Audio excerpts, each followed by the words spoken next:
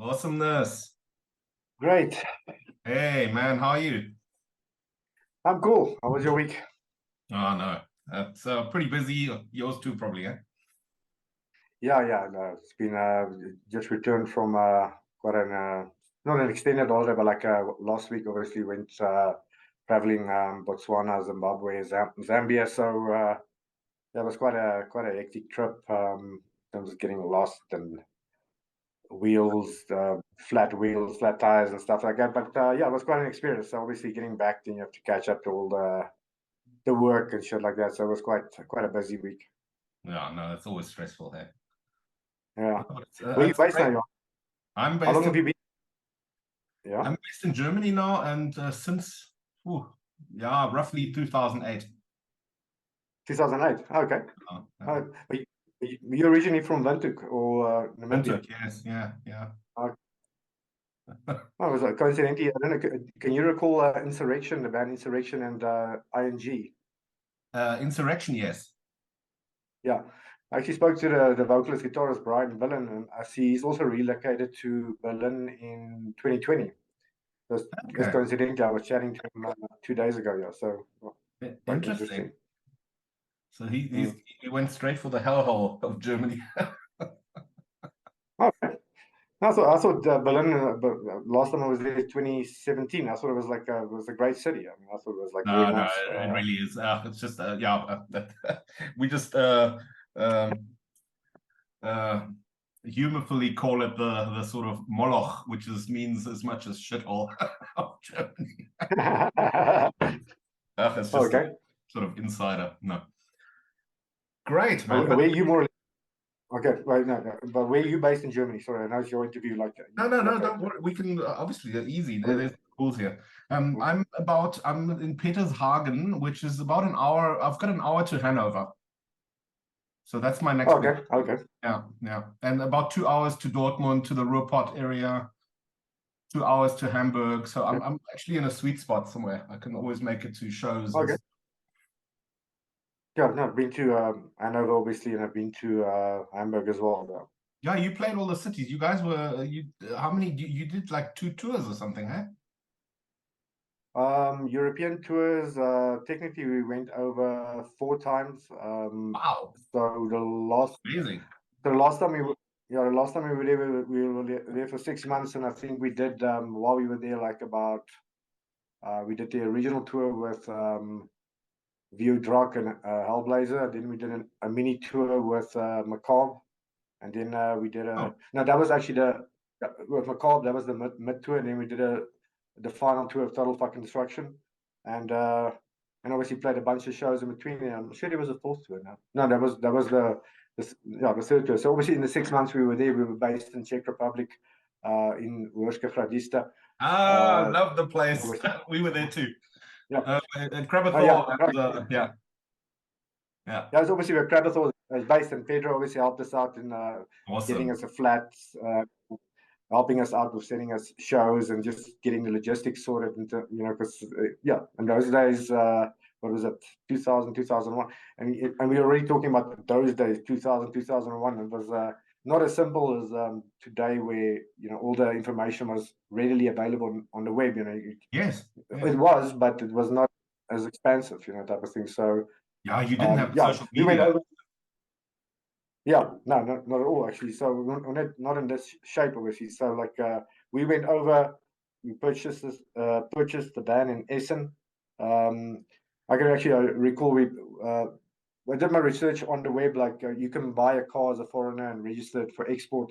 Then you get certain documents. Then you're allowed to drive it around for about 6 months. You can drive around, and then if you sell it before the end of that period, then it's not an issue. So we bought a small little blue Nissan with the net, and this is how we did our little tour and travel around type of thing. In the end, we sold the van again, almost kind of breaking even. But although it was, the van was a bit worse for wear at the end.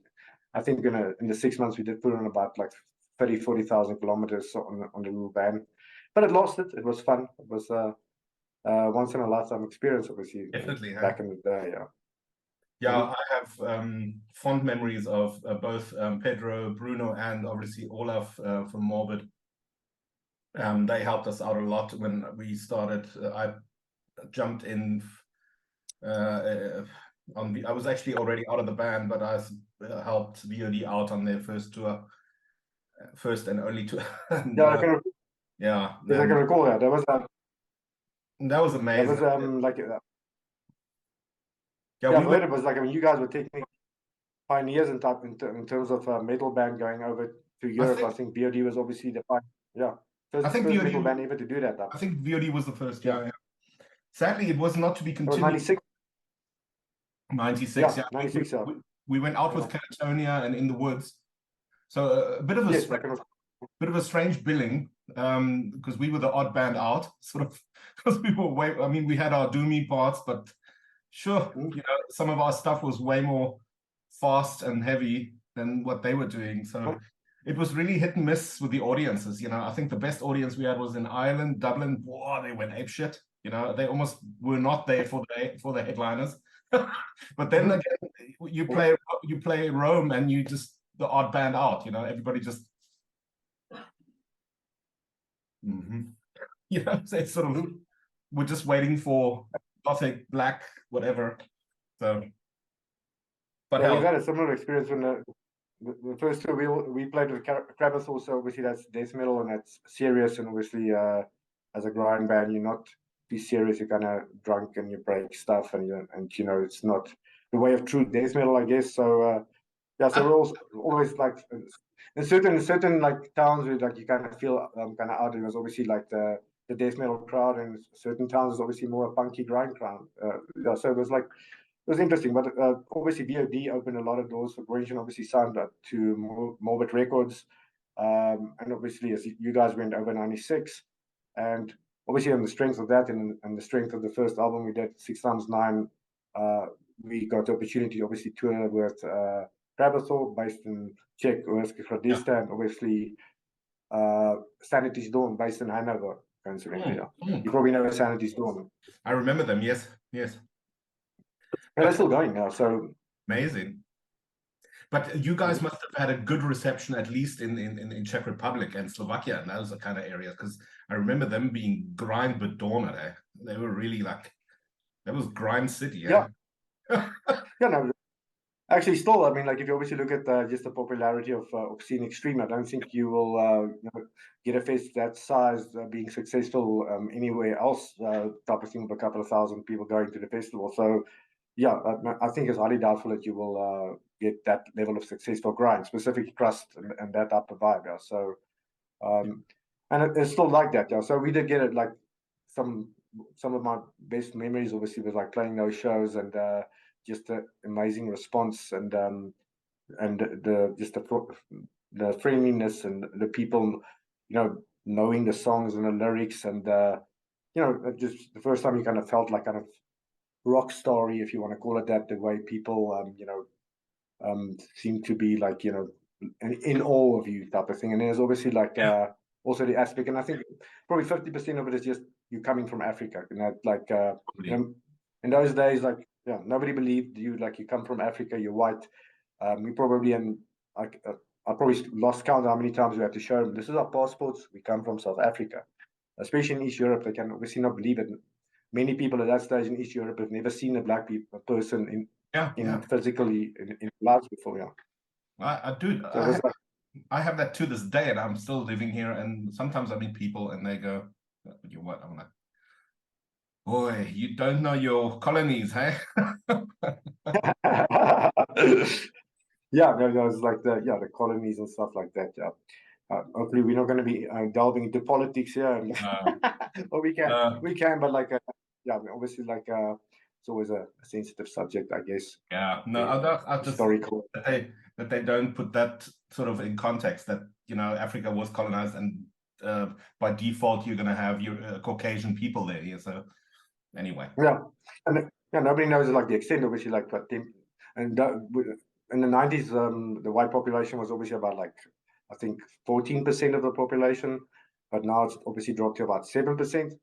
So yeah, like pretty much you can say 1 out of 10 person is white, obviously. So and it's obviously white faces in the city is it's almost like it's 50-50 in the cities. Obviously, the more rural you go, the more absolutely primitive it gets. Stuff, yeah. And that's even more harsh in Namibia. I mean, we've only got like 2.6 million. And as soon as you hit the country, as soon as you hit the north, I mean, you're like a bloody specimen, you're just like. Is Namibia's total population 2.6 million or the white population? Yes, 2.6 total. Oh, total. Okay. Okay, similar to yeah. On a huge area, Yeah, no, that's actually one of the we actually considered driving Kalahari and then left to Swakopmund, but just because of the distance and obviously the fuel prices these days, we decided let's go to Big Falls. But it was quite interesting going to Botswana, and Botswana has a very small population, but I was actually surprised in terms of the infrastructure, the friendliness of the people, the cleanliness of the cities. Yeah, you don't see beggars. There's none of the South African taxis.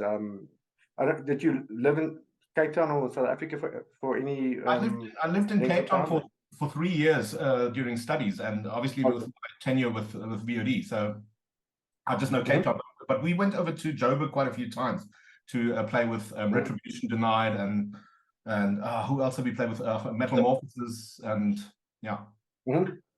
Yeah, no, I'm still in regular touch with Brad from Retribution, Brad Noble, the bassist. So yeah, so we still see each other like probably once or twice a year type of thing. We get together type of thing. So awesome. we still hang out. So keep in touch with him specifically. Nice guy, Brad. I love him.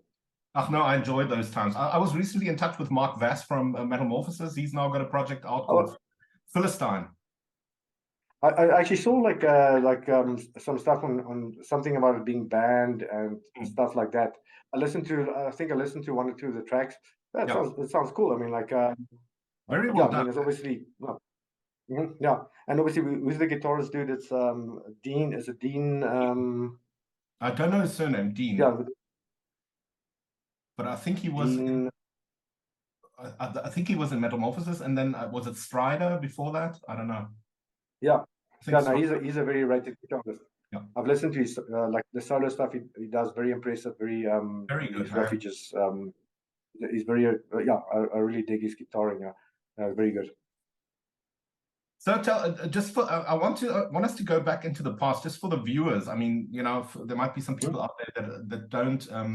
I must add, in this area here, obviously the internet is not restricted to an area. Just touching on your point from earlier, from Czech Republic, and I must say this area here, just because I've also done a grind project, as you know, but I remember.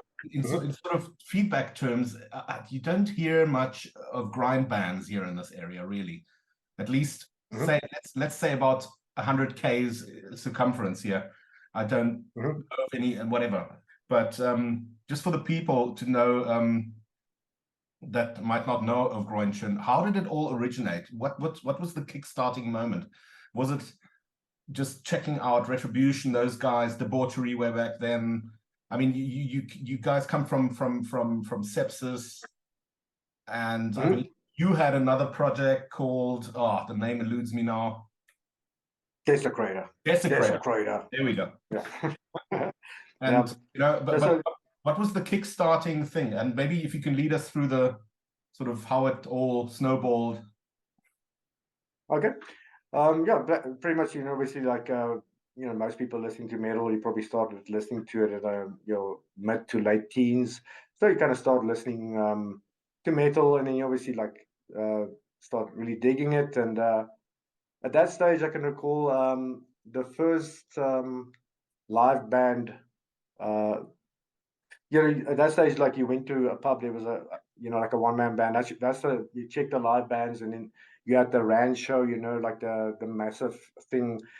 Like in the 80s, like for instance, my all-time favorite band from the 80s is No Friends of Harry. So I was like, going to, started like in a punky, gothy phase. I was totally into, and still today, I still love No Friends of Harry. And, going to see No Friends of Harry, the Rand show, then obviously discovering other bands that played with that. So, and locally in the Vaal Triangle, which is about 80 kilometers south of Joburg, obviously, in those days when you were like 18, 19, you don't have a car, there was a train running between Vereniging and Joburg, and normally you obviously have to get in that train, and if you want to go to a gig in Joburg, you have to get to Joburg Central and then kind of figure it out from there, and then normally sleep in the streets and then take the train back in the morning type of thing and hitchhike back home. So that was the thing. So but how it started in the Vaal, obviously, so like you start liking metal, like and that says obviously I guess most people start with like in Mark's case he was like totally into glam metal, and he originally comes from Kimberley, and you had he's a guitar teacher, but I cannot recall the guy was in quite a fairly big local rock band. Speaking of correction, if I say Henry VIII. I cannot recall, but it was like a fairly big rock band. Name rings a bell, yeah. Yeah. So Mark came from Kimberley, was totally into glam metal, and myself personally, I mean, I started, as a punk goth type, went in a punk goth thing, and then obviously from there you start listening to a bit more metally stuff, like you go like the Cult, or Electric, for instance, was had a massive impact, and then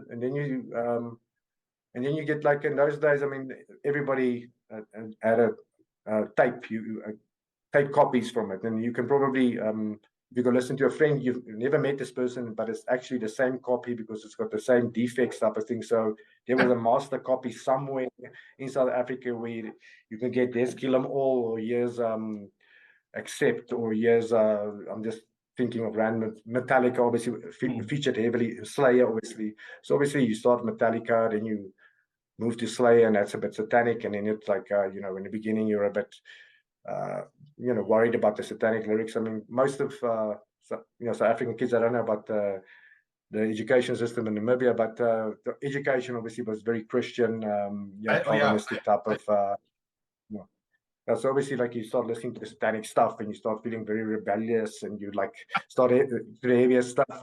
And I recall like hearing the first time I heard any death metal was on Barney Simon show. At that stage, you used to have like just like half an hour a week where he played a bit more heavier stuff. And I recall, I think the first death metal song I ever heard was Pages and Blood, Asphyx. So then you obviously, it's the first time you have vocals like that type of thing, and then you hear Obituary, and then you first time you hear like the double bass, and you're like, what's making that little tick tick tick, and it's the kick drum like that. But anyway, so like then obviously people hang out together, and then you go like, hey, let's start a band type of thing. At that stage, the Vaal Triangle, there was I'm trying to think. It was mostly primarily it was rock bands and goth bands and stuff like that. But there was like a tight community, and like there was regular shows done with all these different type of bands, like normal rock, Christian rock band, and there was this, and there was a punk band, there was a metal band type of thing. And there was like a scene, so everybody knew each other type of thing, and you started playing. In my case, I only started playing guitar at 20 for Desecrator, and like I think we recorded our demo like about a month or two later. So obviously, it's not too good. If you listen to it today, it's actually quite hilarious. When you listen to it, you go like, "Fuck, that's hilarious" type of thing. And I've played it to people like, and it's obviously extremely funny type of thing when you listen to that. But you have to start somewhere type of thing. So we recorded two demos. yeah, obviously the Naval was small at that stage. There were only like 2-3 heavy bands in Naval, and that's how Sepsis and Desecrator played. And actually, the first time I moshed was to Sergio, and Sergio was the drummer for a band called SDFR. It was a punk band. They did like exploited covers like Sex and Violence and stuff like that. SDFR stands for Sexual Deviations of the Female Rhinoceros. And so that was actually the first band I ever moshed to in my life, type of thing. So then obviously, you know, I was a fan of Sergio. I was like in awe, like when you know, kind of like at that stage, you don't, you know, you feel intimidated to go speak to a guy because he's a big rock star type of thing. And I remember before Retribution night was Retribution, they were yuppie terrorist feeders, and I also came down and played like normally in those times the Scout Hall was organized, somebody paid for it, and some bands played on some really bad sound systems, and it was just noise and young kids getting drunk and all that type of thing. So it was like so that scene grew, and like obviously everybody knew each other. So the way GROINCHURN actually then kind of originated or started was like Mark and Sergio was doing Sepsis, which was like kind of suffocation, Cannibal Corpse type of vibe, death metal, and they were really good. Sepsis, they were at that stage up and coming. They were signed to in-house. Yeah, I love this stuff, really. I think, didn't one of their tracks make it onto the one version of Death of Africa compilation? Yeah. There was a version, Yeah. and it's not on the official. I've got a CD where it's not on. There's only Abhorrence and Retribution, Denied, and Debauchery, I think. But yeah, I heard that track somewhere, and that was the same time when I heard Insurrection, and it was just, I mean, Insurrection to me sounded like they came straight out of Tampa, Florida. Totally. Mm-hmm. Yeah. The Insurrection at the top of the game in that stage. I mean, like in terms of execution, specifically the drummer there, Jimmy, was like probably the best metal drummer at that stage. So obviously with Brian and the rest of the guys, I think they had quite a rep for being semi-satanic at that stage. But that was like when Deicide obviously came out, you know, like the same commotion, like, is this the most satanic band ever? And like they were kind of like, you know, kind of hinting at those things in their local zine interviews. So they had a buzz around them, and so we played with Insurrection many times, type of thing. So and the last time we actually played with technically what is Insurrection is Brian Billins, a new band in Cape Town, ING, Infiltrate, Neutralize, and Govern. So so it's great, you know, like many people obviously stick around in the scene for ages, but yeah. So what happened with GROINCHURN, how it formed, basically, Mark and Sergio wanted to do a grind project, obviously heavily influenced by, if it's not obvious, it's obviously glaringly obvious, heavily influenced by Napalm Death, Terrorizer, and Brutal Truth. So, I mean, you'll probably, if you look, there's a couple of similarities in some of the riffs, I must admit. I never wrote those riffs, so I'll have to put that on Mark's shoulders. Those riffs were very, so they wanted to do something like that, just a small demo for fun, like a 20-minute demo. And so they went to the local studio we had, like, in this studio was done by an old guy called Frikkie. And he basically had what do you call it, like a Zozo hut, or one of these little studios where you only recorded Buddha music up until that point. So you had like a 4-track or 8-track type of thing. So you went and you recorded that was the only recording studio in a 50-kilometer or 80-kilometer radius. So basically they did a couple of songs, very derivative, obviously, of the influences, and the initial intention was they wanted to do the vocals themselves. And on the day that they wanted to record the vocals, they discovered that they sounded like shit, and they phoned me, and I went, basically learned the lyrics and recorded it. They phoned me in the morning, and I went in, learned the lyrics, and recorded the afternoon, type of thing. So that demo was pretty much recorded. You know, obviously that it's quite obvious it was not a sleek production and lots of time put into it, type of thing. But that effectively started the GROINCHURN thing. So after that, we we went like, let's just play one show for fun and see what it's like, type of thing. And we played at the local metal club or rock club, Zeppelins, and yeah, we just kind of gelled or clicked on stage. I think there was like probably 5 or 6 people was like applauded and was really enthusiastic. We got a good reaction. But those days, like if 10 people reacted, you're like, wow, man, people really like this. So, yeah, but I think it was just the vibe of we enjoyed playing each other, and we were, okay, let's play another couple of shows, and it just kept on developing from there. So recorded the second demo, and yeah, so the rest is obviously not history, but yeah, I don't know how deep you want to go. I mean, it's obviously hours and hours of stories. I can imagine. So you guys went on, obviously because of the connection to Olaf, he constantly kept me updated with your releases as well. You did a 6x9 was a full length. No, sorry. Let's rewind a little bit. Obviously, I got hold of your demos through a friend of mine in Cape Town called Shukri, and he. Oh, okay. He's living in Sweden actually at the moment. I don't know if he's still in Sweden. Shukri, I think yeah. And I think he started like a grind band in Sweden, and I can recall like he covered actually one of GROINCHURN's songs, and it was actually so cool to actually hear it. Hey, somebody did a cover of like one of your songs. So yeah, are you still in touch? Are you still in touch with Shukri? No, unfortunately not. We lost touch a couple of years ago for some reason. I don't know. He just sort of stuck his head in the sand for a bit. I don't know. Okay, I never personally met him. I think Mark was the guy who was in touch with him. Yeah, so I never personally met him, but like I was, yeah, very diehard guy. Anyway, and he passed on the demos to me, your demos, and and I was just like fuck, because I was heavily into Terrorizer and that kind of stuff, and also another band called Nausea and Phobia. Those two bands. Well, so anyway, and but then Olaf continued to constantly update me. I think you had it was Fink an EP. That was also a full length. Oh, also a full length. Okay, and then you had Who Am I was also a full length. Yeah, so we basically had the 3 full lengths. So, and what was the little one with the praying mantis on it? That was called Already Dead. So that basically had a song from Fink and a couple of live tracks, something like that. Yeah.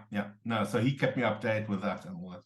Yeah. Once again, that's another idea we ripped off from VOD. I think they also did like a small disc like that, and we went, "Oh, this is cool. Let's do that as well," or something like that. Yeah. There was something. Yeah. Oh God, I can't remember what that one was called. Oh God, Needle Dive. No, I have no idea. But anyway, yeah, I remember that one as well. That was so awesome. But I remember always thinking, I mean, I saw you guys with Krabathor was it with Krabathor in Joburg? We did play with them in Joburg. Yeah, so I think that was could have been 98, I think 98, something around there. Because I was there with a buddy of mine, and Olaf was also there, obviously. And but I was always very I always admired what you guys did, because you just pulled through. You did it. You went back over several times. You did the touring, which is always something I'll openly say. This is something I've always wanted VOD to do, to just go and attack again, another tour, go, next album, go. And sadly, it didn't materialize. But always in awe of that, and always obviously, I love the song material. So, and you guys decided to call it a break. What happened?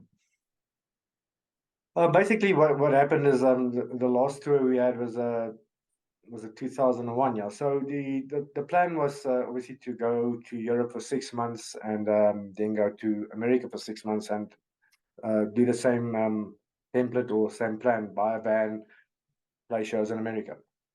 Yeah. But obviously, like at that stage, Mark got married, I think the year before or a couple of months before. So his wife went along, and even before the tour, specifically, me and Mark's relationship was a bit strained, and obviously, while we toured, type of thing, it just progressively became worse. So basically, to give you an idea, basically, like I think the last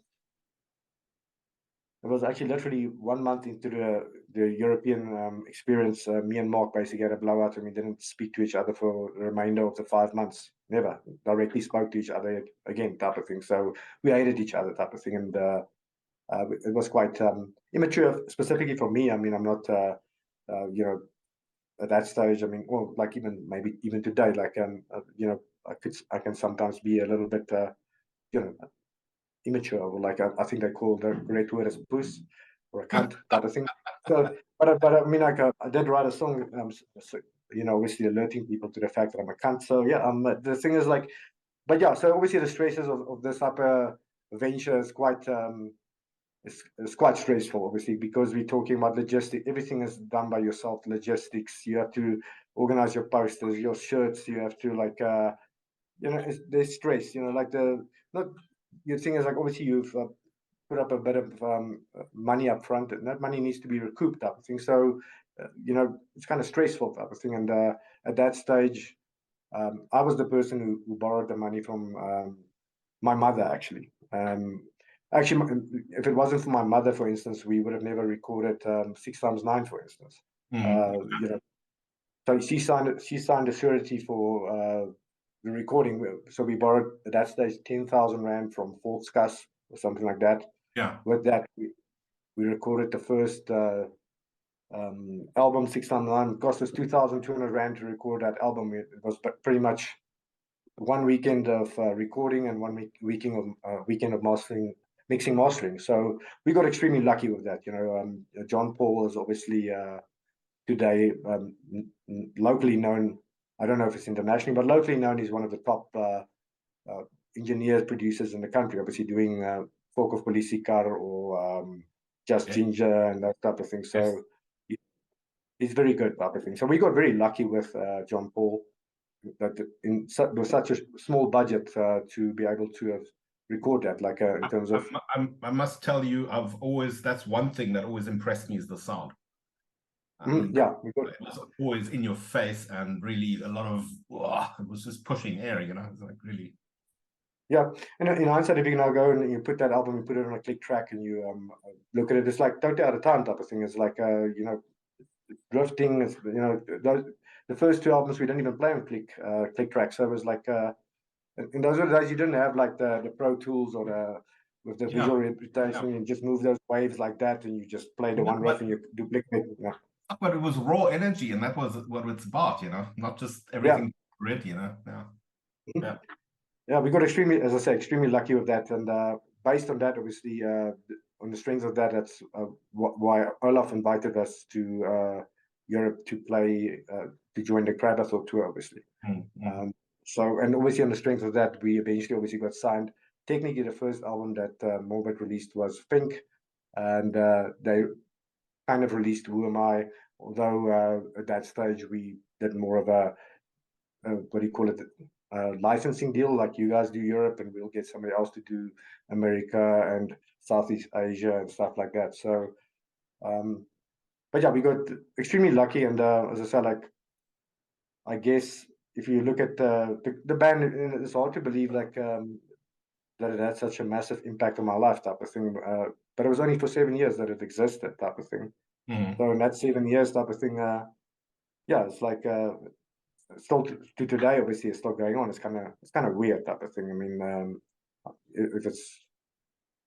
if I'm fortunate or not, type of thing. I'm not stating that GROINCHURN is like massively successful, but I think any musician that is in a position where you like a couple of hundred people might listen to something that you release, that's the, you know, I don't think anybody can ask for more than that, you know. Exactly. It's not about the mass appeal. It's about that you did it. Number one, you sort of made your vision real, and you went out there and you did it. You know, that's awesome. I mean, what more can you want out of life? You know, that's, you know, a lot of people don't even make it to the stage of playing Europe. You know, they just don't get there. You know, it's. Yeah, and it's actually surprisingly simple type of thing, but you just need in a band you normally need two of the members need to be super dedicated and driven type of thing. You need at least two people in the band type of thing. One person in the band cannot carry everybody else. Two people need to be driven. So in GROINCHURN's yeah, in GROINCHURN's case, it was Mark as he wrote the music, I did the lyrics, but he also did a design of the merchandising. So we also did a lot of merchandising. In terms of t-shirt designs, we kind of, yeah, that was one of the things we did. I think we probably did 30, 40 different t-shirt designs type of thing, because obviously that's what people like type of thing. So that was Mark's strength, and my strength is obviously more of like a finance background, and I'm good at logistics and those type of things. So, and obviously we're both driven type of thing, and this is what we wanted up until 2000 when Mark got married. And then I'm not saying that his marriage led to these issues, but there was a lot of other smaller contributing factors which obviously led to what inevitably would have led to a breakup type of thing. Yeah, anyway, but those are the real stresses. That's reality, I mean, I often look at these guitar heroes and musical geniuses that you find on YouTube now, and I just say, yeah, that's all fine and well. You're all magnificent players, but go out there and do it, and get along with 4 other members and do it again and again in tiny vans and stinking bunks, and just do it again, and do it for 10 years. Then we'll talk again. That's the reality. Yeah, no, that takes a special bond between people to be able to do that over the long term. I mean, just traveling basically. If you're going to travel with another person, be it your significant other or a couple of people. Imagine a couple of people when you stop at a garage or one stop, or a tour, like say 10 guys. Like you stop, they're going to be for an hour or two, because where's the drummer? Oh no, he went into the bush. That guy's where you're like type of thing. And it's like, and that's Pedro here to organize that type of shit. So it's highly stressful when you have to fly between countries. In those days, all the borders were still there. In terms of, if you want to go to Czech, you have to go to a border post. If you want to go to Poland, you go to a border post.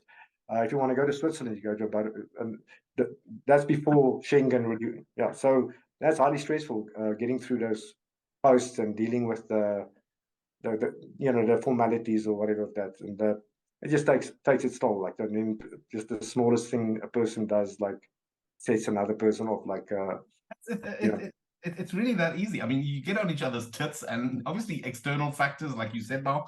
I mean, we got rejected at the border to Austria, and we had to sort of, park there, and the Austrian gig, I stand corrected, but something happened where only part of the billing could go through to Vienna, and part of us had to stay behind. Something like that. I think VOD had to stay behind, something like that. I might get it wrong, but those are little things. I mean, we took it on the chin, and we were just, well, fuck, disappointing, but but still, it's those little things, they add up, and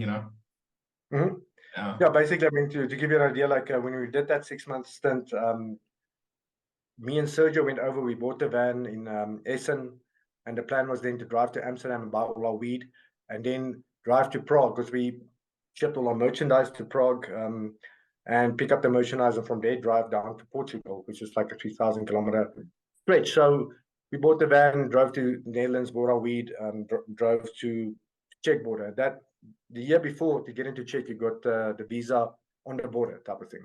Yeah. So basically, you didn't have to pre-apply for it. So, but unbeknownst to me, the rules changed, and they said, no, you need a visa. So, and we knew the freight arrived in Prague on this date, and if we don't pick it up, there's a massive storage fees and penalties if you don't pick it up within a certain day. Yeah. So I made the decision that I was going to cross. It was I think a new Voltas. I was then decided I was going to cross. But I'm going to go through the forest and cross into Czech. So yeah, so I pretty much. So I leopard crawled past there, made it into Czech, and I hitchhiked to Prague. Just to clear the just to clear the freight, and I arranged for Pedro to come just at least pick it up. Because technically the storage duty fees would have totally bankrupted us. But anyway, so I got the freight, and I went back by bus to the border. And in those days, like German-Czech border was like kind of repeated for the ladies of the night type of thing. So I think over 2 days I walked like about 60, 70 kilometers type of thing. So so late at night, obviously crossing through the border. When I got to Germany, there was like literally a SWAT team of like 30 cops waiting. It's a spotlight on me. I literally like my total. I couldn't walk anymore because my soles were just one blister. So Yeah. basically, spotlight. They arrested me and they thought I was like a drug dealer type of thing. And I spent the night in jail. I had like a full on strip search and blah blah blah. And when I actually told them my story, they actually felt very sorry for me, and they laughed, obviously, like how pathetic I was, type of thing. And Sergio was obviously staying on that side of the border. He didn't even know if I was alive, type of thing. He was driving up and down, up and up. Even to this day, I suspect he told the police that he's very worried about. I suspect that, but I'm not gonna, hold it against Sergio. I understand it because he was like, yeah. But anyway, so I spent, yeah. So that's how we started that whole experience, type of thing, and then. From there, we had to drive to Portugal, which is like a 3,000-kilometer trip, and meet Mark in France somewhere. And we drove down to Portugal. We played Barcelos Steel Warriors, and we had 2 other shows set up. And we pitched up at the shows, and the shows were cancelled, and they didn't let us know, type of thing. So it was like we started on quite a low. So that was like, our spirits was super down. And from there, we have to drive back to Prague again. And it was like, so there was, that wears you, eh? Yeah. That was the beginning of the tour. So that was like, I think shortly after that, me and Mark had our first fallout, and we just didn't recover from there. So,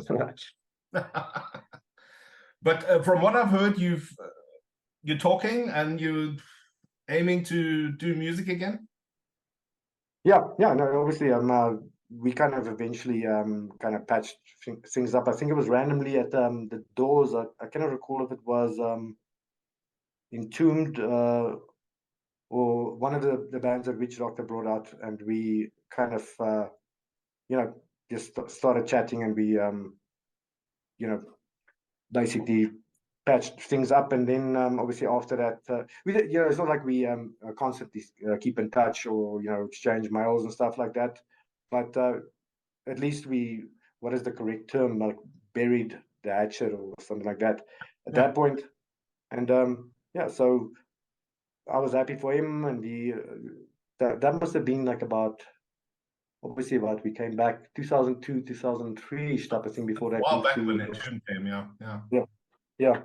So that's just before he went to Australia, and wished him good luck with his life. And we were at least friends again, and we patched it up. So so we did like on and off keep in touch, like from that point, but like once a year, once every 2 years, just coincidentally or randomly type of thing, on birthdays, that type of thing, same as family type of thing. So we patched things up, and the next time was 2014, obviously, when we had the opportunity, obviously, to play with Sepultura. So Mark flew over, and we played the Joburg Cape Town shows with them, which was also great experience. To me, that was like once again, like I don't know, I'm probably not lucky, but 1 week before the first show, I had a very serious car accident. I drove into a tree, and I broke 2 ribs in my nose and my cheekbone. And so it was like the doctors told me there's no way I could play, type of thing. And actually, I can recall that Friday before we played the first show with Sepultura in Joburg, I couldn't make it through 2 songs because my ribs were obviously punctured, type of thing. And I didn't know if I could make it. But on the other side, I was actually the first show I probably ever played sober, type of thing, because I couldn't, because of the pain medication, drink. And actually, surprisingly, the adrenaline got me through, and it was probably one of my like, from a memory perspective, or one of my favorite shows, type of thing, because I could remember everything, and I was happy with my playing, type of thing, because obviously I continued music, and I was active, so it's not like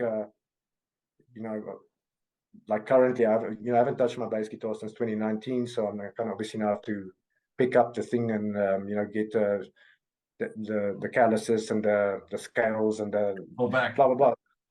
But that stage I was still like actively doing music the whole time, type of thing. So it was it's a great experience. So and And obviously then we thought like, actually in hindsight, I think like we should have just gone like, let's end this now on a high note. These were cool shows. Then we played another show in 2019. Unfortunately, Sergio didn't want to play it, so we got a new drummer, who's the drummer who played with me in Insec, Emil, very competent drummer.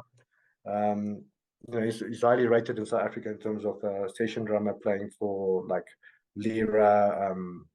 But yeah, he's probably one of the best drummers in the country, in my opinion. So yeah, so he helped us out with that on a session basis, and Serbi came for an African expedition earlier this year, and there the seed was planted, and we went like, okay, are we going to do this now? And we asked Cherby, and he said, yeah, sure, we can play. And we went, cool. We asked Sergio again. Sergio said, no, he doesn't want to do it. And we approached Emil again. And from there, where we are now is like, okay, great. Now we're going to obviously have to start arranging it type of thing. But this, hopefully it's not going to be that stressful, but it's already kind of stressful. We're also planning to record some new material next month. So we're going to the studio. So we're probably hoping to do about 4 or 5 songs at this stage, just an EP. We'll probably go like the way we're going to approach it, go like, you know, record it. Does it sound any good? If it sounds like shit, we're just going to just you know, not record stuff and just do this as the final thing, because it's the 30th anniversary of doing what do you call it, Human Fault. So that's pretty much where we go like, okay, it's a good thing to commemorate Human Fault in 30 years. I think that's pretty much what all old rockers do. Like, hey, it's been 30 years since da-da-da, let's do a tour. You know, that's what we do. Well, I sincerely hope that you guys are happy with the recording, and that you write some new material and let it bloom again. Yeah, no, I'm kind of curious to see what it is going to come out of. We've already got the foundations of the songs, and luckily Emil is also a very competent engineer. His wife is actually, as I mentioned in the message, his wife is actually also qualified. Oh yes, mix and master type of thing. So yeah, this is something we can do ourselves at our own pace, and yeah, let's see what comes out type of thing. At this stage, I'm hoping that we will return more to like an old school vibe, because I guess what happened with GROINCHURN is like 6x9 was like straightforward heavy album. Thing was a bit experimentally type of thing, heavily influenced by at that stage Blue Recruits, Need to Control, or that type of a bit more experimental.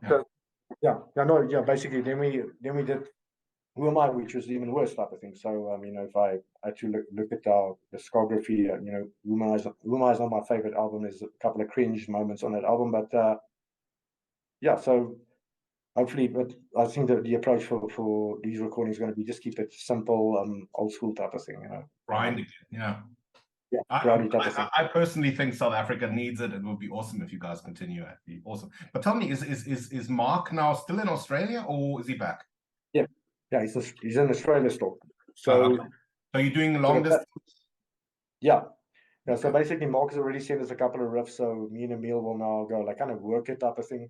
As I say, it's going to be, obviously you go like, that's a grind beat, that's a punk beat, gives like the hardcore bit, without making it a bit too generic, but and then obviously saying, here's a draft, add something, what is your ideas, and we don't know if it's going to work type of thing, you know. So we are having like, at this stage, we having weekly Teams meetings or video calls, and because Mark and Emil don't really know each other, obviously, the only time they've met was 2019 when we prepped for the show. You do 3 or 4 rehearsals before the show, and you play it. So yeah, the plan is now obviously like beginning next year to get 4 or 5 songs out, and then obviously try to find some collaboration in terms of maybe split 7-inches, split cassettes. Absolutely, type of thing. Because I mean, obviously that's like that's just, we just want to see if we can still do that type of thing. Otherwise, maybe I can speak to Great Dane. They've expressed interest in bringing out my Hybris mini album, and and bring out a GROINCHURN Hybris split. Did you ever get like any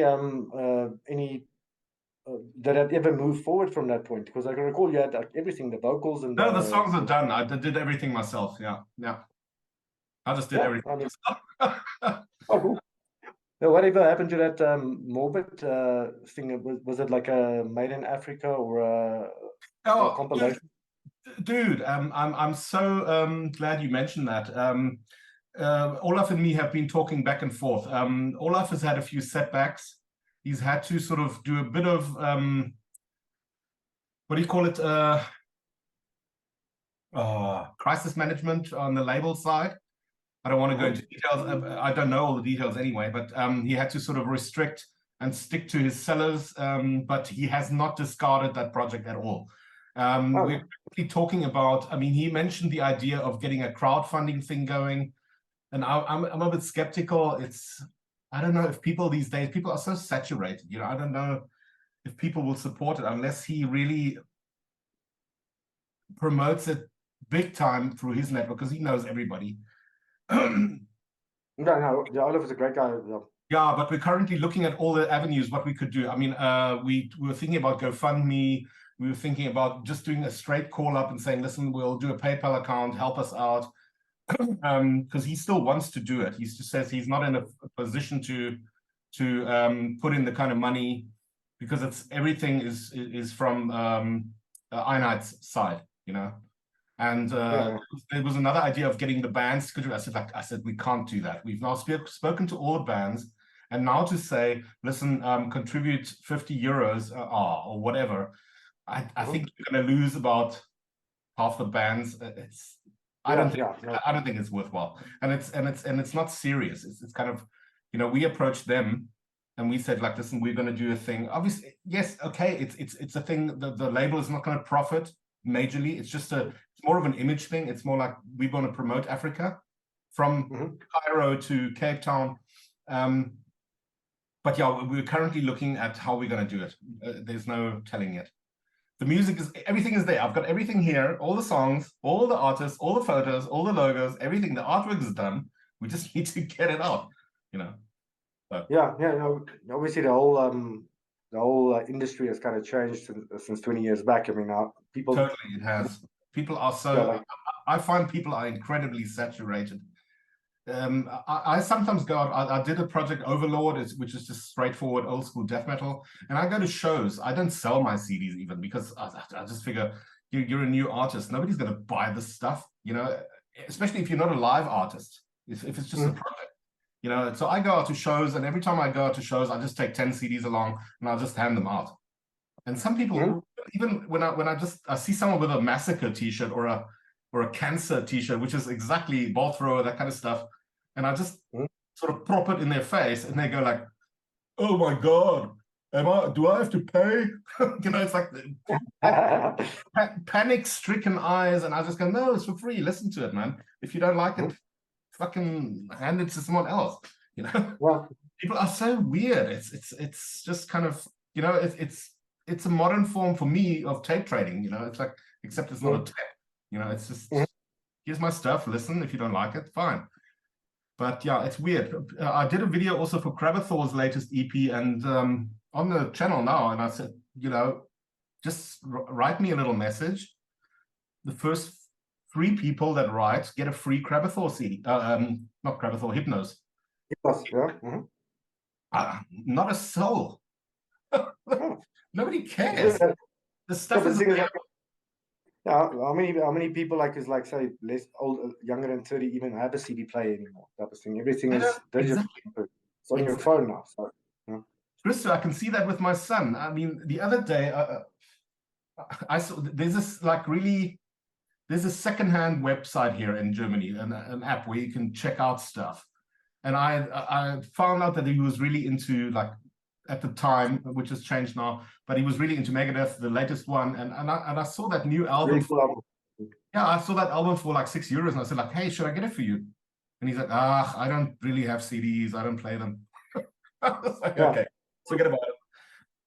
And there you go.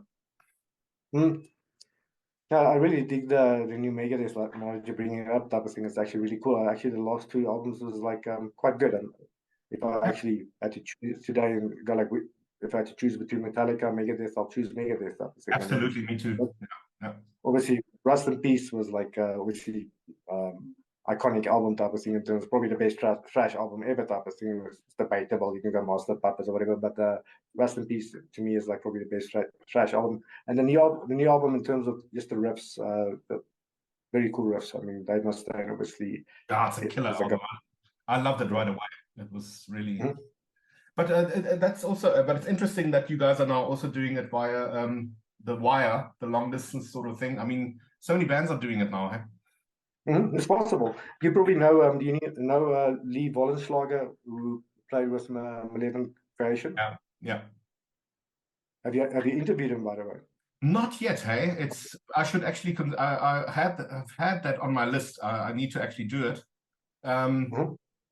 But interesting. We had a bit of a chat on Messenger. Because I was trying to get hold of Phil from Malevolent for a chat, but Lee didn't have too much positive to say about them. Yeah, no, actually, like you should probably just to get clicks type of thing, probably interview Lee and interview Phil and type of thing, and then play them off against each other. Start some online drama. People love drama, like they love fighting it. But yeah, but obviously the stuff he does with Unblessed Divine is top notch. I mean, amazing. Yeah. It's like. No, but now that you say it, I'm actually going to hit him up and schedule something definitely. Yeah, he lives in Bloem, so obviously he's like from those days. He played in Diversion. I don't know if you remember Diversion. They yes, were like I do. And he was like he also had a grindy type of band called Human Meat Blocks, I think. So yeah, we obviously known Lee since he was like actually like 18, 19 as well. Going to Bloem like in South Africa was probably one of the GROINCHURN's most memorable shows. Like in those days, like it was the reception here was amazing. Also like very similar to Eastern Europe, but that's the Free State, or like people from the farm type of thing. And it was like but that's where we met Lee. And but Unblessed Divine, I'm really blown away with and he writes this stuff. I mean, he wrote most of the tracks on 13th. Yes, so he told me. Yeah, amazing. I was just amazed. Wow. No, it's brilliant. I'm very impressed. Don't wait for the royalty checks. Yeah. Now that never happens. Royalty checks, I think. But the thing is today, like you're not going to get any checks from Spotify, or you're not going to really get anything from YouTube. Yeah, so maybe Bandcamp looks like the only viable type of thing for a band type of thing. And the approach we're thinking of using it, like recording a song and just putting it on Bandcamp for $1, and then almost do it like as a similar to a crowdfunding thing, like buy the song and just give us $1, please. And help a poor African band to get to Europe, these type of thing. That's one of the things we're thinking of. But Christo, let's stay in touch regarding Great Dane Records. They brought out, like I said, my Overlord album, and he was I played him some of my Hybris stuff, and he was very interested. He said, like, let's talk to 2024, and maybe we can get something happening there. Yeah, you're doing another project as well. I check you on your timeline, like but more like a metal, like a classic metal thing. Or yeah. With like a semi-famous dude, I can't remember what his name was. No, it's Ronnie Monroe. He used to sing for Metal Church, and he had a brief stint earlier this year with Vicious Rumors. Okay. And now he's totally in a German band called Cave. So that's his thing now. Yeah. But he also brought out solo albums and stuff. Phenomenal singer, phenomenal. Okay. Underrated. Yeah. Okay, you doing like a full album, or are you just doing a couple of tracks? Or no, we're doing 5 tracks and then shopping it around and seeing what we can do. If I'm asked, what is your plans or with Vertigo or the Soul Vertigo? I've listened to a couple of 1 or 2 tracks type of thing of it, and it's very decent type of synth pop, or I don't know what the correct term is. It's synth pop. That style. Yeah. Gothic. It's got some gothic tinges here and there. Yeah, it's purely a studio thing. Nothing big. You need to put some boobies in it, and you will you get something like some kind of. That's probably what I need. Christo, okay. Yeah, Zoom is already nagging again. But man, it's been amazing to chat. Let's great. If there are any links that you, I mean, I'll obviously include all the links that I know from you guys and underneath the video. But if there's anything that you think of maybe tomorrow, or I need to punt that, or let's punt that, then drop me a message. Yeah, on my to-do list is to create like a proper YouTube channel this weekend, because technically we need to digitize. There's probably like 20-30 hours of video live footage, which I'll populate, and also all the releases, and then we'll need to obviously get it on different platforms. So we've been kind of lazy. Obviously, we haven't been active type of thing. Yeah. Look at our Facebook page. So yeah, we're kind of starting that now and kind of learning as we go along. Yeah. Great stuff. But yeah, I'm honored that you've interviewed me. Thanks, Johan. And hopefully next year. I'm honored you came on the channel. Hey? I'm honored you came on the channel. Yeah, no, I mean, like, but hopefully we get to meet physically next year at some point. Yeah, we've been in touch with Olaf, so we probably might play in the Cottbus area. So we just obviously need to start setting up now, because we're now in the process of booking the shows. So if anybody watches this and you want to get GROINCHURN, I don't know, where's the camera? Contact us, please. We're very cheap and reasonable, and yes, we don't break stuff anymore. We're good people. Please help us. Yeah, that's it. You heard the man. You heard the man. Christo. Thanks, John. Go well. Send regards to Mark when you chat to him. I will. Great, man. Thanks. Awesome. Have a great Friday. Okay. Oh, well, you too. Have a good weekend. Ciao. Okay. Bye.